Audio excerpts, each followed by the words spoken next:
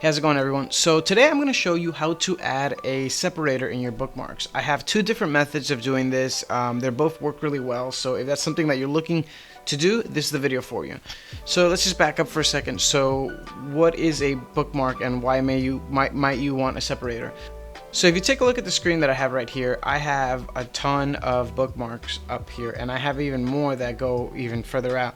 And the issue with that is that I kind of want to group them into separate things because they're kind of cluttered right now, and it just doesn't look really well. It looks really disorganized. So what I want is to separate them, and there is no inherent way for you to add a separator to Chrome, unfortunately. So we can get around this, however. That's what I'm going to show you now. So let's go ahead and do that.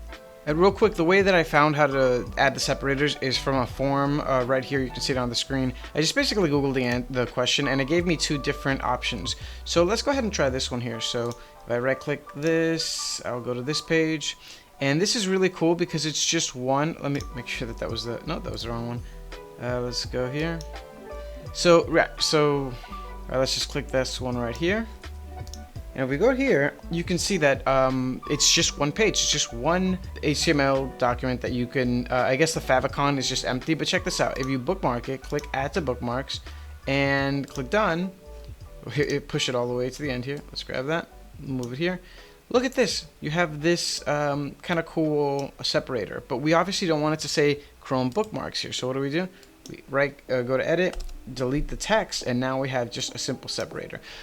Alright, so now you're probably thinking, well, that's all great, but what if I want more lines on my bookmarks? That's kind of a bummer because you'd have to click here and, like, you already have the bookmark saved, so what can you do? Easy. You see this? Drag me, grab this little guy right here, drop it wherever you want, and now you have a ton of bookmarks everywhere. Look at, sorry, not bookmarks, just lines, horizontal lines anywhere. See? And then you can use these to group everything together just the way you want. There's also an alternative website. I went a little lower on the, here we go, on the answers here. It's pretty much the exact same thing, except this one's kind of cool because this is just empty.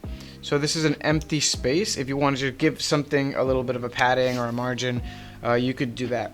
So that wraps up this video. Please like and subscribe if you enjoyed this content. If you want to see more stuff related to SEO, web development, web design, social media, stuff like that, this is the channel for you. I appreciate you. Take care.